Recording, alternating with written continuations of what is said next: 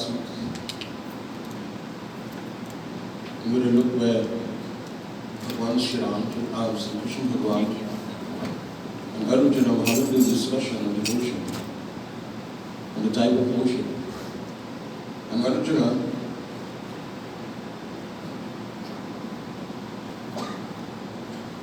he would have asked of Bhagwan Krishna that in the second verse of Lord, Maya Vishano Imam Niti Yukta Pasrishra Yaparividasam Yukta Tamamataha. That, in the first verse he said, there are two types of devotees. One who worships the form, and one who worships the formless. The personal and the impersonal form.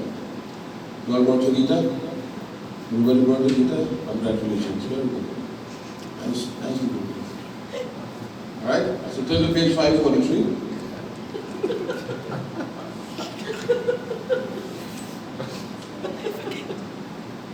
Very good.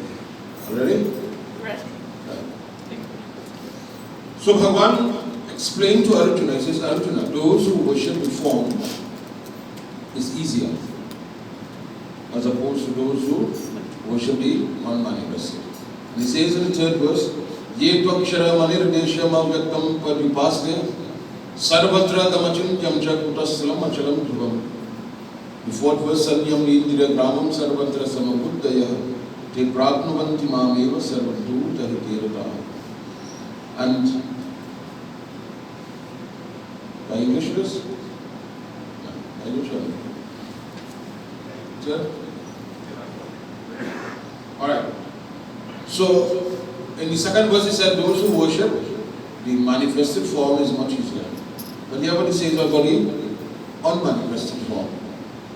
But those who worship my indescribable, unmanifested, unforbidden, inconceivable, immutable, eternal and featureless Brahman Swarup. Now I drew a reference last week about the lotus flower. When it manifests itself and it blossoms, it looks so beautiful. You see that form itself. You can be able to visualize and, mesmerized by the beauty of this form. Think about the lotus flower under the water now. And you have to meditate upon that same form that is not seen. When you read puja in your home, when you close your eyes and you say Jai Hanuman, immediately a form comes to your mind of Sri Hanuman. When you say Jai Shri Ram, you say Om Namah Shivaya, you see that form of Bhagwan in you. What are you going to say when you think about that unmanifested form of God? Some people, this school of thought tells that even though you are thinking of an unmanifested form, it's still a form.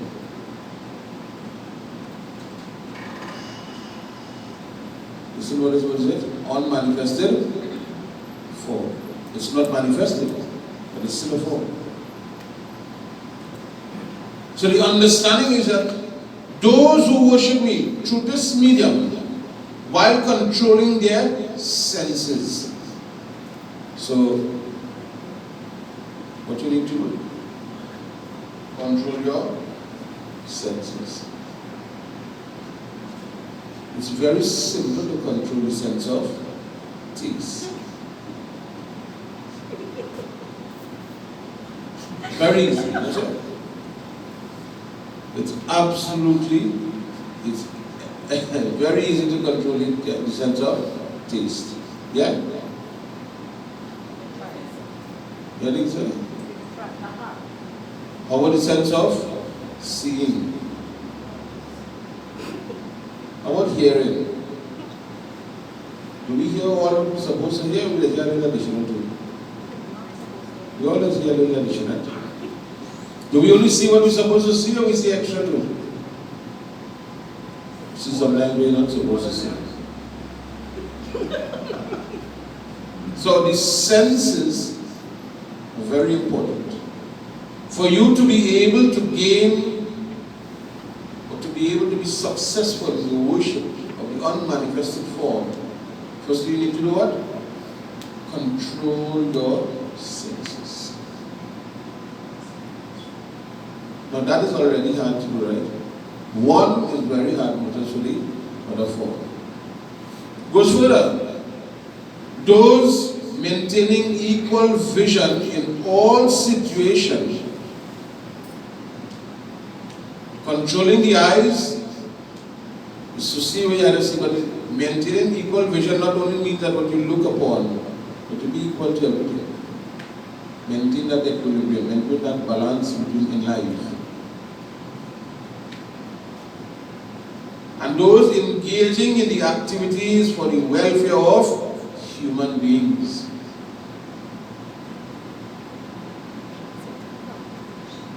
Also attain me. So those who worships my unmanifested form, controlling their senses, have an equal vision, be able to serve humanity and engage in the activities for the welfare of human beings, they achieve me. You see when you put on money, you have 9 devas, Devi, Devta, that you put on your form. 9 various forms, different forms. We do Panchopchar Puja, 5 steps. It's very easy. So these 3 and 4 speaks about that unmanifested form. You have more shlokas? Right. So if we look by comparison, this form and that which is formless, the form is easier. Yeah? And the unmanifested is even more, it's difficult. Klesho adhikatarastesham mavyaktam satya chetasam avyakta hi gatir dukham devaharbhiravapyate. So those whose mind are attached to the impersonal feature experiences great difficulty. Who is saying this? Bhagavan Krishna. So he explains to Arjuna, he says, Arjuna, those who worship the unmanifested form, it's a more difficult pathway to follow. Because for those who identify the body with the self, it is difficult to develop steadiness in something that is not manifested. Naturally, as human beings, you see that line we say, identify the body with itself? In this world that we're living, everything we know about it has a form. You separate that Jivatman from the body, person dies. Because of we are living in this material world, we are more drawn towards the body than the soul. If I should say, Uncle Bob, you think you're only thinking about the soul or you're thinking about the body? You think about yourself. So when you think of an individual, really and truly we speak about the physical form of the person as opposed to the Jivatma, the Atma. Isn't that so? So it says here, it is difficult to develop steadiness in something that is not seen, that is not manifested. So for us to identify with an individual by means of their soul as opposed to the body, it's difficult because you cannot identify, you don't know what the soul looks like. But we can identify with the individual by person, by means of his body. So we go on.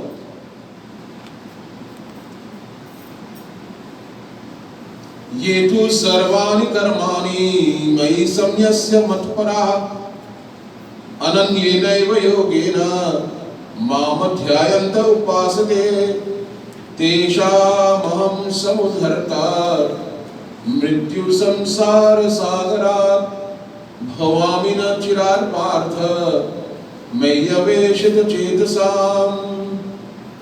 So Bhagavan Krishna continues to speak to Arjuna.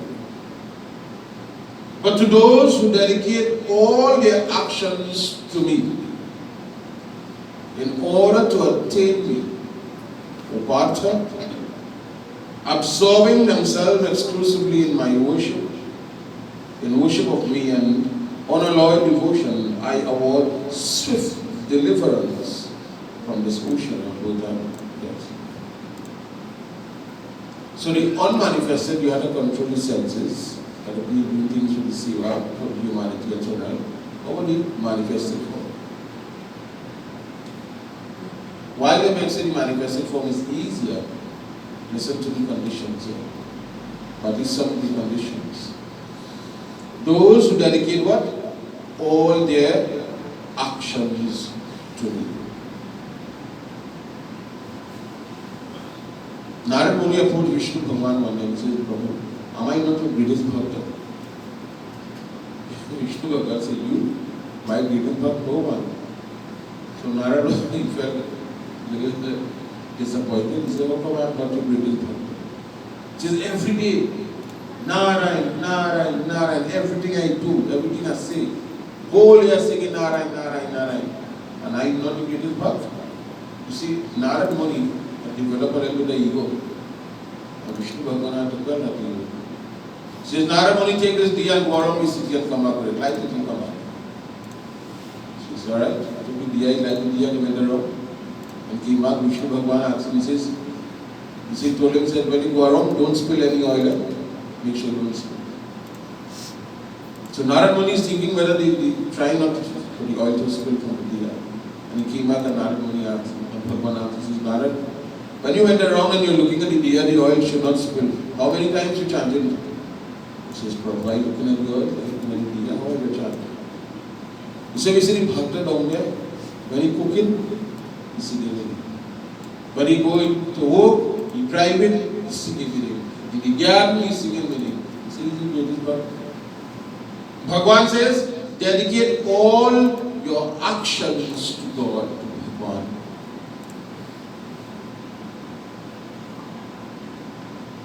You know how we just dedicate actions to God? I'll tell you how.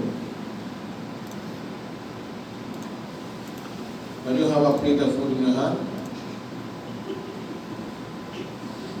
and it drop out, especially when you have some nice thing in that plate, what do you say? Oh God. You dedicate action to God. When you bounce the toe, oh God. If a mistake happens, something out there, oh God, hey Bhagwan. Yeah? That's very good. Congratulations. But only do it in them time to them. Do it every time. You buy a new suit of clothes, before you put it on, Krishna Arpanam. Before you eat, when you eat it, separate bhojan, Krishna Arpanam. And everything that you do should be offered to Bhagavan. Everything that you do by means of your actions, jnana indriyas, karma indriyas, should all be dedicated to Bhagavan and find joy in it. Absorbing themselves exclusively in worship to me. When you develop that connection between Bhakta and Bhagavan, as I said last week, then Bhakti comes.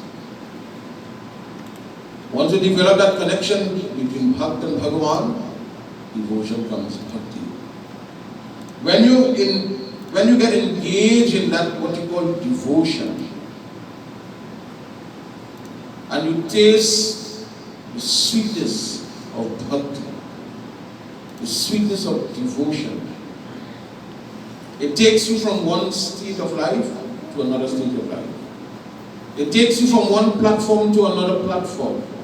And the more you get that taste of devotion, the more you will want, and the more you will be absorbed in the exclusive devotion to Bhagavan.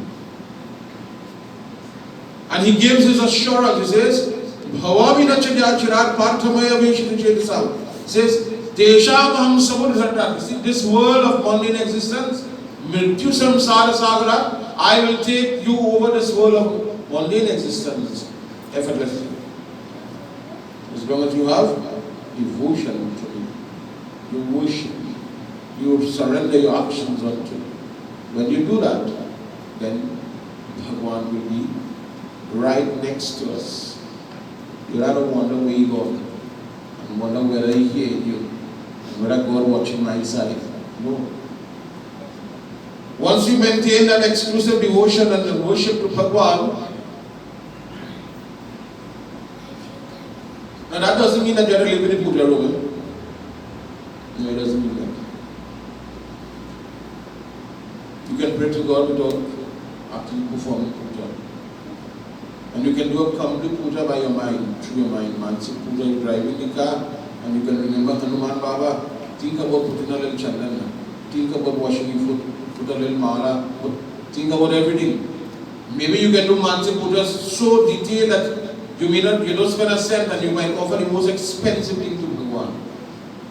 While you might put flowers mala, you can put rubies and pearls and diamonds through the mind. Mansic puja is so important. So I saw recently on one of those social networks where a person was making a comment that we always find reasons not to do puja. Baba mein mora dera kya lai diya? Baba mein Krishna kya do puja? Baba this, Baba that. Every single reason not to do puja, we entertain that. Rather than we say, well, my mother did, let me pray a little more now. Or my father did, let me pray a little more.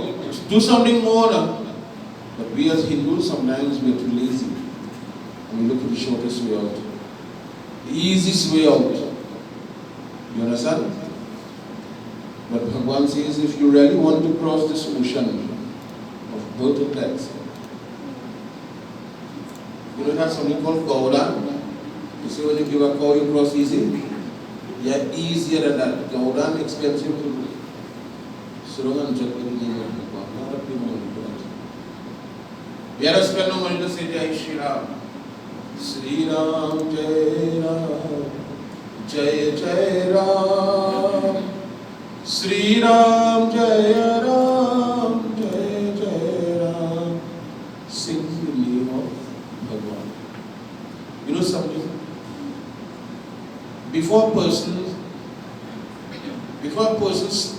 gets on that pathway towards Bhagwan, sometimes in some cases they're born and die many times. They're born and die many births. Many births will come and go. And then that awareness of Bhagwan comes to you. And then you get the opportunity to start that pathway. So you see how far advanced we are here. We have the opportunity to sing and to do puja and everything.